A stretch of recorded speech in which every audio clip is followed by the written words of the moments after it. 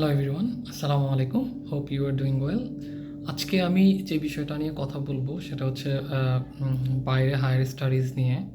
তো এখন ইদানিং দেখা যাচ্ছে যে আমরা অনেকেই চিন্তাভাবনা করতেছি যে বাইরের দেশে পড়াশোনা করতে যাব, বাট কীভাবে প্রসেসিং করব, কোন দেশটা চুজ করব, আসলে কোন সাবজেক্টগুলো চুজ করব, কোন ইউনিভার্সিটি চুজ করব, এগুলো নিয়ে আমরা আসলে একটা দ্বিধাদ্বন্দ্বে ভুগি যারা ইনিশিয়ালি আমরা অ্যাপ্লিকেশন করার কথা চিন্তা করি।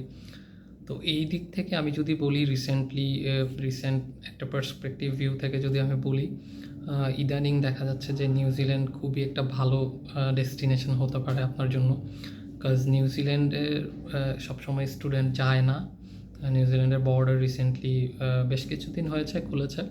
তো নিউজিল্যান্ড এখন খুবই ফ্লেক্সিবল আছেন। At the same time New Zealand English speaking country, এবং নিউজিল্যান্ডের সবচেয়ে বড় সুবিধা যেটা নিউজিল্যান্ডে হচ্ছে গিয়ে ভিসাটা ইলেকট্রনিক ভিসা ইস্যু করা হয়।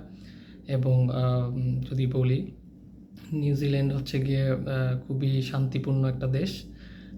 এবং সবচেয়ে ইন্টারেস্টিং জিনিস যেটা নিউজিল্যান্ড প্রোভাইড করতেছে আপনাকে, পড়াশোনা শেষ করার পরে 3 বছরের পোস্ট স্টাডি পাচ্ছেন, যেখানে আপনি ফুল টাইম কাজ করতে পারতেছেন।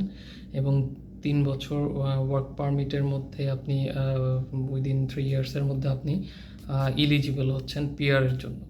এবং সবচেয়ে মজার ব্যাপার এইটাই যে নিউজিল্যান্ডের যদি পিআর আপনি এভেল করতে পারেন, তাহলে অস্ট্রেলিয়ার পাসপোর্ট পাবেন আপনি শিওর। যেটা এটা একটা খুবই আমাদের জন্য ইন্টারেস্টিং খবর, যারাই বাইরের দেশে পড়াশোনা করার জন্য চিন্তা করতেছেন। তো এখন তো আসলে যদি ওভারঅল বলি, ইউএসের ভিসা রেশিওটা অতটা ভালো না। তারপরে হচ্ছে গিয়ে অন্যান্য কান্ট্রিগুলো, কানাডা একটু রেস্ট্রিকশন নিয়ে আসছে। সো এদিক থেকে আমি বলবো নিউজিল্যান্ডটা অনেক ফ্লেক্সিবল আছে। তো আপনারা যারা বাইরের দেশে পড়াশোনা করার জন্য ইন্টারেস্টেড, তারা নিউজিল্যান্ড দেখতে পারেন। নিউজিল্যান্ডটা খুবই একটা ভালো ডেস্টিনেশন হতে পারে। নিউজিল্যান্ডের ইউনিভার্সিটিগুলো খুবই টপ র্যাঙ্কড ইউনিভার্সিটি এবং সবগুলো ওয়ার্ল্ড র্যাঙ্কিংয়ের মধ্যে আছে। আপনারা চাইলে নিউজিল্যান্ডে অ্যাপ্লিকেশন করতে পারেন। আর নিউজিল্যান্ডের সবচেয়ে বড় সুবিধা হচ্ছে নিউজিল্যান্ডের টিউশন ফিসটা ভিসা পাওয়ার পরে আপনারা পে করতে পারবেন, কোনো সমস্যা নাই। আর নিউজিল্যান্ড ইলেকট্রনিক ভিসা সাবমিট করে, ইলেকট্রনিক ভিসা ইস্যু করে। এইটা আরেকটা পজিটিভ দিক স্টুডেন্টদের জন্য।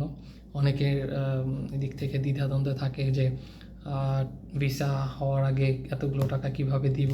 তো এই দিক থেকে নিউজিল্যান্ড অনেকটাই ফ্লেক্সিবল, যেখানে নিউজিল্যান্ডে ভিসা হওয়ার পরে আপনি টিউশন ফিস পে করতে পারতেছেন। তো আজকে এই পর্যন্তই। আসসালামু আলাইকুম, সবাই ভালো থাকবেন।